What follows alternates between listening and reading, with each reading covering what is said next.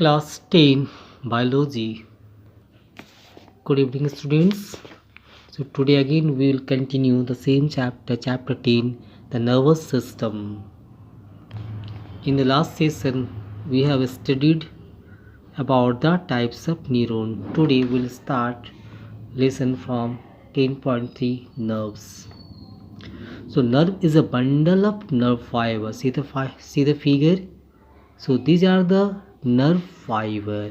Here, nerve is a bundle of nerve fiber of separate neurons enclosed in a tubular sheath. So these are different axons or bundle of nerve fibers enclosed in a tubular sheath. So nerves are thread-like white structure which emerge from the brain and spinal cord and branches out almost all parts of the body. A nerve may be compared to an underground electric cable containing numerous conducting wires, each insulated from the others.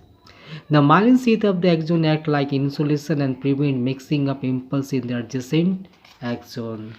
Like the neurons, nerves also three types, that are sensory, motor, and the mix. Sensory nerves contain only sensory fibers, bring impulse from the receptor to the brain spinal cord, often arising from the eye and ending in the brain. Motor nerve containing only motor fibers carry impulse from the brain spinal cord to effector organ, muscles or glands to bring them into action. Now third, mixed nerve are those that contain both sensory and motor nerve. Example, spinal nerve. Now come to a point, ganglia. So ganglion singular are the aggregates of the nerve cell. Means it is the aggregation of the cytone or cell body from which the nerve fiber may arise or enter into. Such a structure is known as ganglia. Singular it is known as ganglion. Now come to major division of the nervous system, central nervous system and the peripheral nervous system. See, the major division of the nervous system.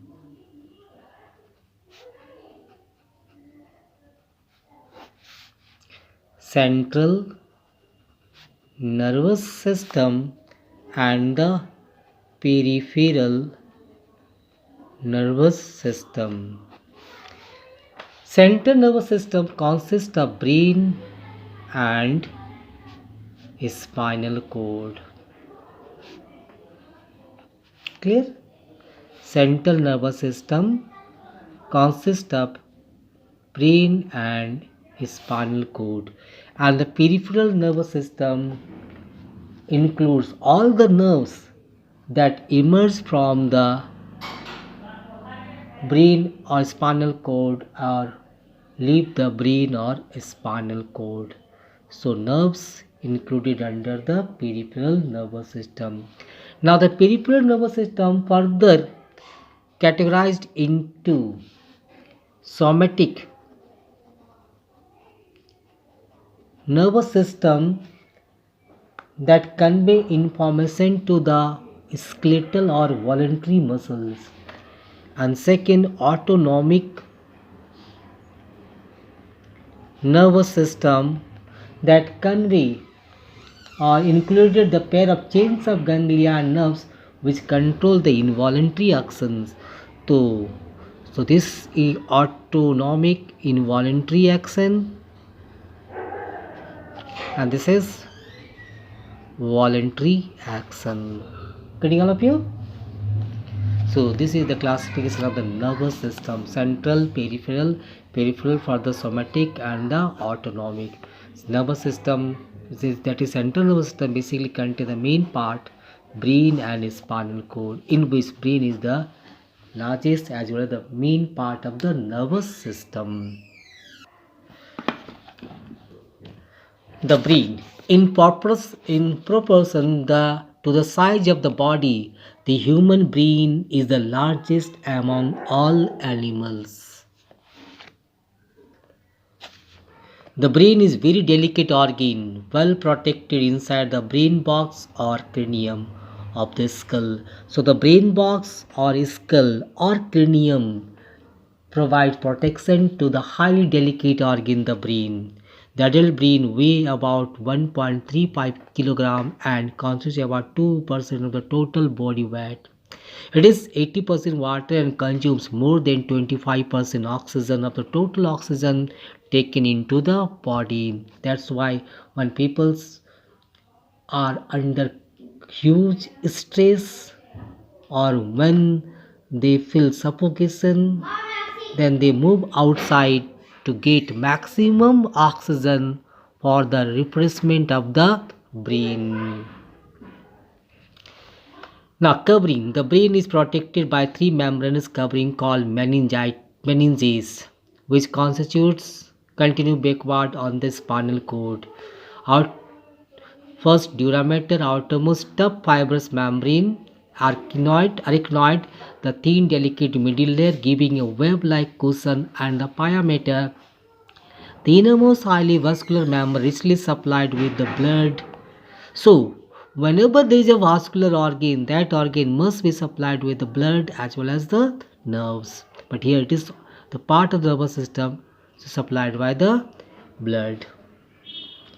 Now, meningitis is the inflammation of the meninges, and the space between the layers of meninges is a gap, and that gap is filled by a fluid known as cerebrospinal fluid, which act like a cushion to protect the brain from sore. The same fluid also fill the central sphere, ventricles of the brain and central canal of the spinal cord. Now see the figure. So this is the brain and the extension is called spinal cord. The brain and the spinal cord.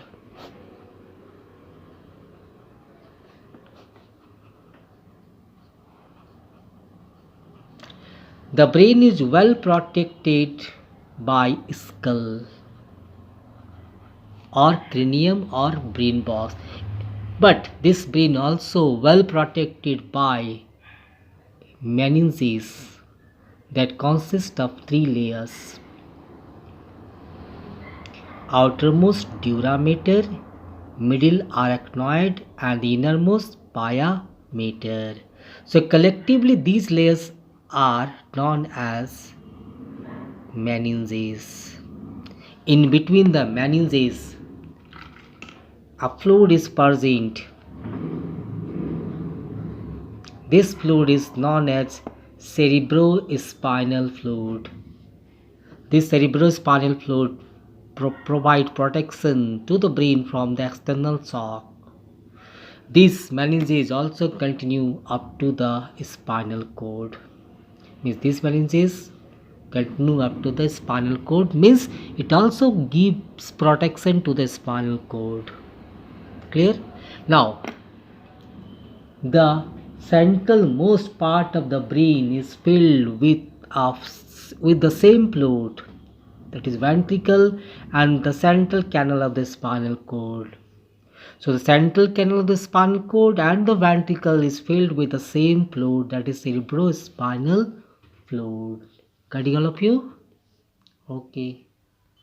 In the next class, we'll discuss about the parts of the brain. Clear all of you? Okay.